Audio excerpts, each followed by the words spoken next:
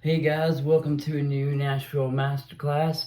I am your host, James the Jailbird May, and today we are going to get into a subject that pretty much anyone that is around drugs is going to have to deal with, and that's jail. First, I'd like to ask everybody to please like and subscribe, or else suffer severe consequences. So, you're sick and you're on your way to go get some dope. You go, and either as you're about to get it or right after you get it, whoop whoop, man, everything about your life is about to change. But since you're watching this, I'm assuming that you're not in the back of a cop car. So there's time to prepare. And prepare you must, or you should. Now, this video is really either for people that don't have much experience with jail or strictly for entertainment purposes. Either way. So, you want to prepare. If you've never been to jail and you start doing drugs, it would behoove you to find a family member you trust that is probably not an addict as well. And, if it, especially as someone that knows you're struggling with drugs, and it's going to be hard to do, but I would start giving them money whenever you can for the purpose of bail. And just so you know, with a bondsman, it's only 10 to 15%. So if you're getting locked up and they say 5,000, don't freak. 500 will, get you out, and let them know that so they don't freak too. But let's pick up on you finally got the handcuffs on you, and you're not slipping out of this one. You're in the back of a cop car, and now all of a sudden all those jokes about not dropping the soap don't seem so funny anymore. Now, each jail is different. Some jails take you, and when they process you, you're stuck in the drunk tank. Some you're only in there for a few hours, and if you're not getting bailed out, they'll dress you out and put you back on the block. Others, it could be days and days, and you don't want that, because in the drunk tank, it is freezing cold. You're dope sick, having to poop and throw up, and you can't sleep, and you can't eat, and you're in a room with 15 other people, a very small one, where there's nothing but concrete. You have one stainless steel toilet to share between all of you, and if you're constantly throwing up, and just shaking and having a fit, they're not going to like you. And jail, like the military, is a place where you don't want to stand out and not be liked. So, one thing I used to do is, as soon as I would get my drugs, I would put them in a piece of plastic. I would carry one around, and the reason that is if I knew I was going to jail, if I saw it coming, if I was able to see it coming, yeah, I had no shame. It'd go right up the old poop chute. When you get to jail, they're going to make you bend over, spread your cheeks, and cough. There's no way around that. But as long as you don't just put it right at the very, beginning, you really got to put it up there, they're not going to find it. But then you're going to have to find it when you get to your cell. Now, that is something you could consider. I don't want to be the guy where everybody's like, yeah, he told me that's what you should do. But most of the time you can't do that anyway. You're not going to have time. So let's pretend you don't. when you get to the jail, you're going to have to go through all sorts of processing. The cops don't care. If you're doing good in school, the cops don't care about a lot of things. You may be able to talk your way out of it, but if you do, it needs to be as you're getting arrested. Once you get to the jail, there's no hope. When you get to medical, when you talk to your first nurse, the first few times I was arrested, I made the mistake of thinking that I shouldn't tell them that I take any drugs, because what if they try to charge me with something else and I get more in trouble? No. You want to tell them. You want to tell, because they're going to give you withdrawal meds, and if you don't tell them, you're not going to get anything. A lot of jails right now are trying to save on money. So if you tell them you're just addicted to opiates, you may not get anything, because they figure that it usually doesn't kill people, so they're not going to spend the money. And tell them that you're also addicted to benzodiazepines or alcohol. They're not going to test for it, and they'll have to give you the medicine, or else face a lawsuit if you go into a seizure. A lot of small town, small county, small city jails, if you do have a seizure, they'll just let you, sign yourself out, because they're not going to take you to the hospital. Doesn't always work, but they're not going to charge you if you fake a seizure. They usually can't figure it out anyway. But when you are in the holding cell, it's bad. Those are going to be, they don't give you a pillow or a blanket. You're just going to be freezing cold for however many hours or days they let you in there. Now, in jail, it's exactly, kind of like it is in the movies.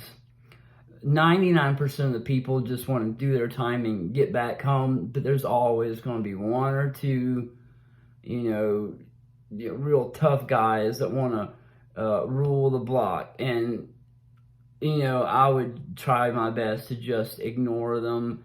You don't want to get mixed up in that. Those kind of guys, they don't care how long they're locked up. Now, me, I'm institutionalized. I've been locked up so many places, in jail, institutions, rehabs, that I really thrive in that kind of environment. It's become downright comfortable, but not something I really want to go into. It's once I get there. These guys they feel comfortable there too, and for some reason they want to go the extra mile and try to fight about things. Don't do that. And when you get back to the block, when you go back to the housing units, when you leave the tank, even when you're in the tank, but especially when you get the blocks, cleanliness reigns. I mean, real cleanliness. Don't leave crap anywhere. Not pencils, not paper, not your uniform. Don't leave your cell looking nasty. You clean up all the time. You wipe the toilet seat even if you don't miss a drop. If you are locked in and you gotta go number 2, put a towel or sheet over you, and every time you poop, flush it. Flush it. Because that's going to be the number one reason you get in a fight. You may go into a cell and somebody tells you it's their cell and how they want the rules. Well, it's not their cell, but unless you just want to make things even worse on yourself, just go about your business.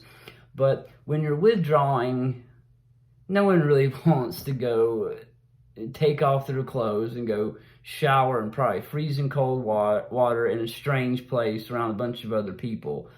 Too bad, do it. That's another reason you're going to get beat up. They don't want you walking around being all stinky and looking nasty in there. Cleanly, respect. If you got to walk over someone's feet, you say, "Excuse me." When you walk behind somebody, you say, "Excuse me." Every single time. It's a big deal. Now, while you're locked up back there, if you're in the country, you're going to be watching a lot of Fox News and fishing. If you're in the city, you're going to be watching a lot of rap videos and basketball. But it's usually those who are longest in there rule the blocks, and you don't.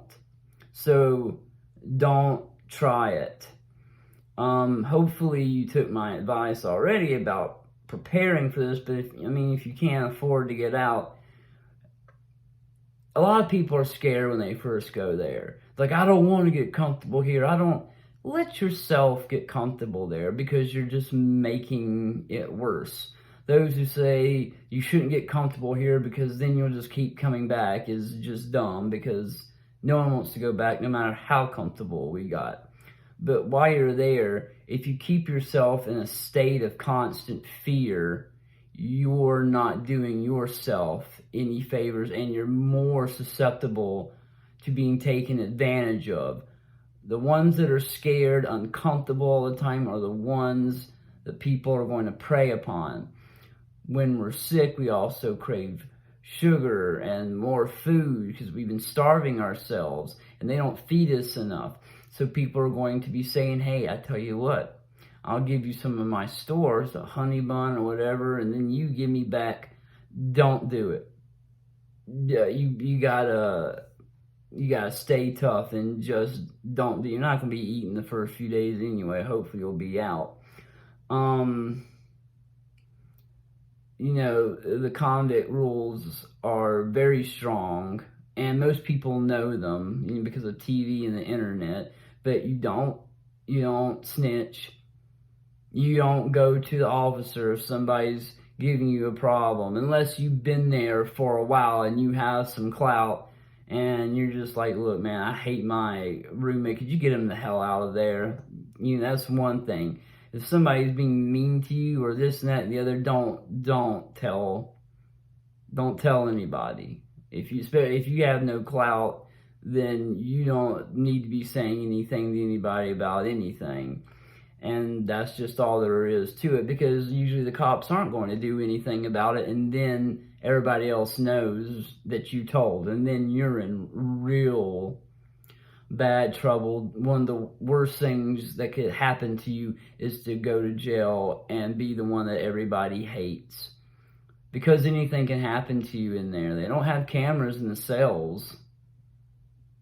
No one's going to hear anything in time. Especially at night, anything can happen. So just don't be that guy. You can ask people, what the ropes are at each certain place, but you should keep to yourself. You can talk to the few people that sit there and talk to you. Anybody that's too friendly, that's always smiling and wanting to give you something, those are the people that are not your friend at all. Phone calls to home cost a lot of money. You cannot call a cell phone through most places. Things are changing now. Jails are becoming more modernized, but you may not be in one of those jails. And another thing to remember is withdrawal meds only last so long, and then you're just left to it. One thing you can say is you can tell them that you take gabapentin at home or your prescribed Valium. A lot of times they're not going to check, and they may just give you what you asked for. When it's time to go to court, you want to look good. You want to shave, wash your hair, have the nicest uniform you can have on. You don't want to be looking nasty. You don't want to be looking nasty. Thing got low power on me. And you want to tell the judge that, hey, I was planning on going into rehab anyway, and that was going to be my last bit I got, and I'm wanting to start. You've got to really sell yourself, because you're in there with a lot of other people, and depending on how the judge's day is, you've got to sell yourself. You've got to look as ashamed and as meek as you can be. The guys that come in there with their chins up to the air and stuff and giving short answers to the judge, those are the ones that, stay in jail or go to prison. You don't want to oversell it. You don't want to look like you're acting, because that's just as bad as trying to act tough.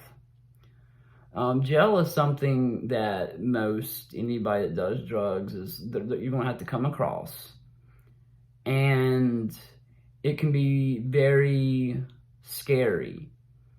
But, someone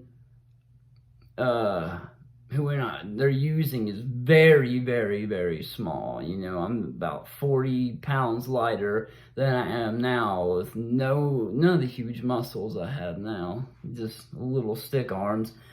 And I can survive. Anybody can, but you got to use your head. And you've got to get used to the place. Acts of bravado aren't going to get you very far. They're going to get your teeth knocked out in there. And like I said, the cops aren't going to save you most of the time.